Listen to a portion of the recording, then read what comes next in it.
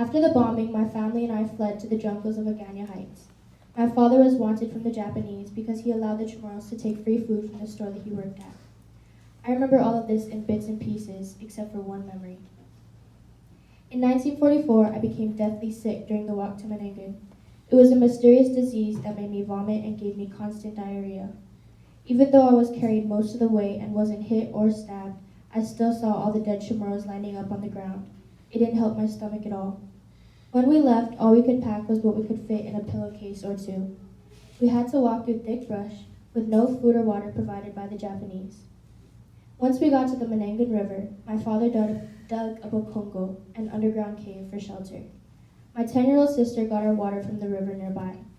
I don't know how long my family and I stayed at Menangan, but when the Americans started taking back Guam from the Japanese, my parents decided to leave me in Menangan. But the thing is, I didn't know that they left me there forever. My mother kissed me on the head and said goodbye. They thought I wasn't going to make it.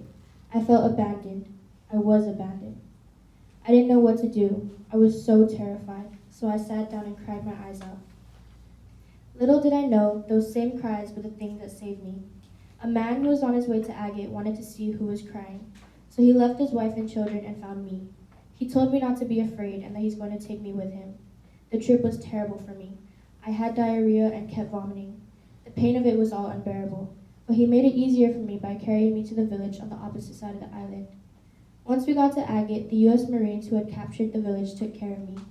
My rescuer left to go find his family. He never told me his name.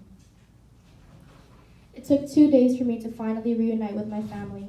They came through the jungle and were shocked to see me alive. We all made it out alive and decided to stay on Guam. After the war, everything went back to normal. I went to George Washington High School, where I found my future husband. I spent most of my adult life traveling all around Europe and America with him for his military job. When he retired, we moved back to Guam, and we had 9 beautiful children. 40 years later, I was at my home preparing seafood for a fiesta devoted to Santa Maria, and my mother, Louise Tenorio, paid me an odd visit. She told me that the man who saved me, when no one else would, is also attending the fiesta. I still feel like she's ashamed for abandoning me by the river, and maybe she thinks she's making up for it by telling me this. I never asked my parents why they abandoned me, and I was hoping that one of these days they're going to tell me, but they never did.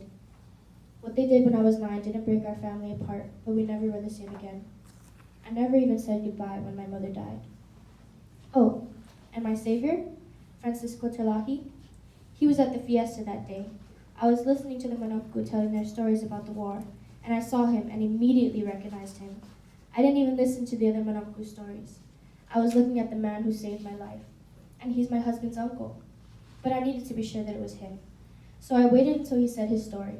After what seemed like forever, he was asked his wartime experience. He took a deep breath and talked about saving a little girl at Menangan who was sick. He told our story. He said that before he dies, he wants to know what happened to her. I ran over to Francisco, took his hand, and held him up, and told him to take a good look because I was that little girl. It was amazing to finally find my guardian angel. He became a father figure for me ever since that day. More than 40 years since I've been abandoned by my real family, I found a new one.